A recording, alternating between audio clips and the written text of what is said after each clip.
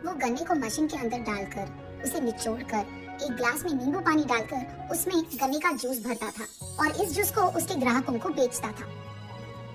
वो 3 दिन से यही काम कर रहा था, लेकिन वो कोई भी पैसे नहीं कमा पाया। तब वो ऐसे सोचता है कि कोई नए प्रकार का व्यापार शुरू करके इस गन्ने के व्यापार का लाभ बढ़ाना होगा।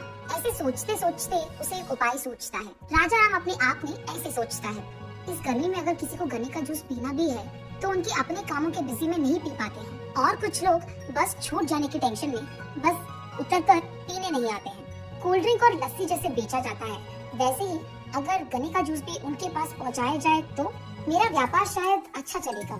ये सोचकर वो तुरंत कुछ प्लास्टिक कवर्स में गन्ने का जूस डालकर उन्हें पैक करके उन्हें एक प्लेट में डालकर बेचने जाता है। बस स्टैंड में सारे बसों के पास जाकर गन्ने का जूस बाबू, गन्ने का जूस, ताजा ताजा जूस, बिना कोई मिलावट के एकदम घर से बना हुआ जूस, अलग प्रकार के कोल्ड ड्रिंक्स के बदले में ये ताजा ताजा गन्ने का जूस पियो बाबू, ऐसे उनको बेचने लगता है। कुछ ही देर में सारे गन्ने के जूस के पैकेट बिक जाते हैं। तब उसकी बीवी वहाँ आकर, सुनिए खाने का टाइम हो गया है, मैं कैरेज लाई हूँ, पहले आप खाना खा लो फिर काम शुरू कर लेना। नहीं नहीं रुको रुको, तुम वहीं बैठो, मैं अभी आता हूँ। ये कहकर वहाँ से चले जाकर वो उसके प्लेट में मौजूद सारे गन्ने के जूस के पैकेट को बेच देता है। फिर से गन्ने के जूस बनाने के लिए गन्ने को निचोड़ने जाता है कि सुजाता वहाँ आकर गुस्से में, क्या कर रहे हो आप, पागल हो गए हो क्या, या फिर एक ही दिन में आपको सारा गन्ना बेचना है, खाए बिना पिए बिना ये सब क्या कर रहे हो आप, पहले आप इधर आइए खाना खा लीजिए, ऐसे वो गुस्से में कहती है। तब राजा राम जल्दबाजी में वहाँ नीचे बैठकर खाना खा लेता है। उसके बाद तुरंत वो गन्ने के जूस बनाने मशीन के पास जाकर उन्हें निचोड़ने लगता है। उसके बाद जूस बनाकर उनको वापस उसी जल्दबाजी में बेचने जाता है। न जाने क्या काम करते हैं, जो खाया वो भी ठीक से नहीं खाया उन्होंने। मैंने तो अब तक सिर्फ गन्ने के जूस को बेचने वालों को एक ही जगह पर ठाने हुए देखा है, ये तो हर जगह जाकर गन्ने का जूस बेच रहे हैं, ऐसे सोचती है। ये सब दूर से देख रही एक बूढ़ी औरत सुजाता के पास आकर ऐसे कहती है, एक गिलास गन्ने का जूस दो बेटी। तब सुजाता एक गिलास ठंडा गन्ने का जूस देती है। वो जूस पीते हुए बूढ़ी औरत ऐसे कहती है, क्या बेटी तुम दोनों व्यापार में नए हो क्या?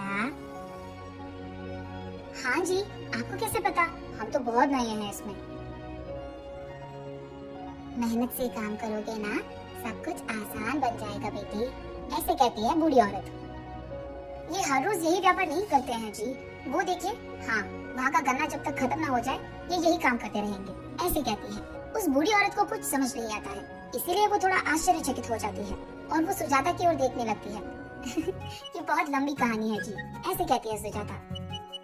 मेरा बस पहुँचने में बहुत टाइम है बेटी, तब तक बता दो उतनी लंबी कहानी क्या है, ऐसे पूछती है वो बूढ़ी औरत।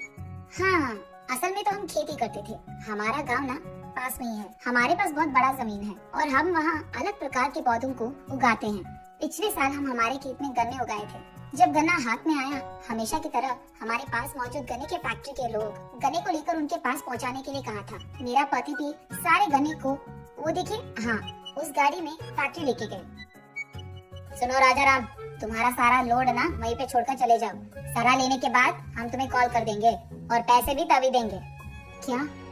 ऐसे तो नहीं होगा साहब, पिछले साल भी आपने ऐसे ही बोलकर आधे ही पैसे दिया था, बाकी तो आपने दिया ही नहीं।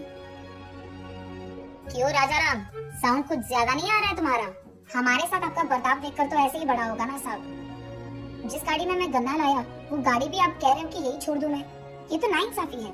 या जितने दिन आप गाड़ी को रख रहे हो उतने दिन उस गाड़ी का किराया आप दोगे क्या, ऐसे पूछता है। निकल जाओ तुम, अगर इतना ही मुश्किल है तो अपना गाड़ी लेकर चले जाओ, इस साल भी आधे ही पैसे दूंगा मैं, तुम्हें जो करना है कर लो, निकला। तब राजा राम भी बहुत क्रोधित होता है, आधे ही पैसों में तुम्हें ये गन्ना बेचना मुझे भी नहीं पसंद है, और जब तक तुम लोड यहाँ पे उतरवा ना दो तब तक गाड़ी यहाँ रखने की कोई जरूरत भी नहीं है मुझे। ये कहकर वो गाड़ी लेकर चले जाने ही वाला था कि तुम ये गाड़ी लेकर यहाँ से 200 किलोमीटर भी गए ना तो ये गन्ना तुमसे कोई भी नहीं लेगा, इसको तुम कहीं भी नहीं बेच पाओगे, यहाँ तो तुम्हें कम से कम आधा दाम मिल रहा है। ये कहकर वो आदमी हंसने लगता है।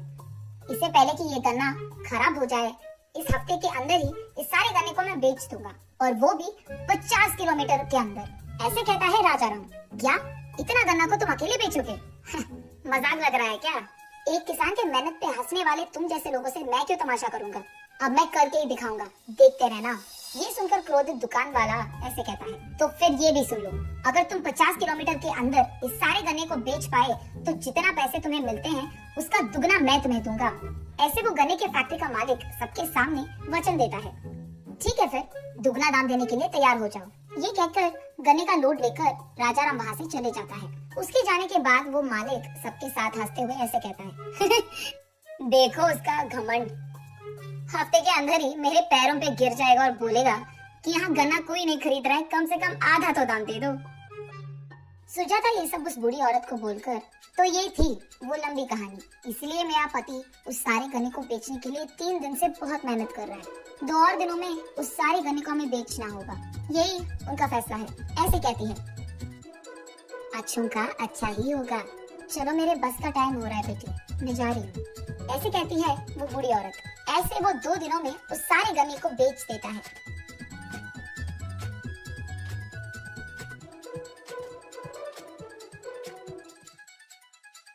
खाली गाड़ी लेकर वो उस गन्ने के फैक्ट्री के मालिक के पास जाता है। देखा आपने, सारा गन्ना मैंने हफ्ते के अंदर 50 किलोमीटर के अंदर बेच दिया। इस सबको बेचकर ये लो, इतने पैसे कमाए हैं मैंने, इसका दुगना दाम आपको देना ही पड़ेगा, और वो भी जल्दी। ये सब देखकर वो मालिक दंग रह गया। उसे डर था कि ये सब सच हो गया, इसीलिए वो ऐसे कहता है, सबूत कहाँ है कि ये सब तुमने ही बेचा है, और वो भी 50 किलोमीटर के अंदर? शायद पूरा गन्ना कहीं तुमने छुपा लिया हो, किसको पता। ऐसे कहता है। तब वहाँ पे मौजूद किसान, नहीं साहब, वो बस स्टैंड पे दिन रात मेहनत करके बेच रहा था, हमने देखा है। ऐसे कहते हैं। तब वो कुछ नहीं कर पाता है, इसीलिए हाँ ठीक है, अभी तुम्हारा किस्मत अच्छा है, तुम्हारे पैसों का दुगना दाम मैं दूंगा, ठीक है। ऐसे कहता है। रोते हुए राजाराम के कमाए हुए पैसों से दुगना देता है वो मालिक, और वो भी सबके सामने। तब राजाराम को ऐसे लगता है कि उस मालिक को किसानों का पावर दिखाना है।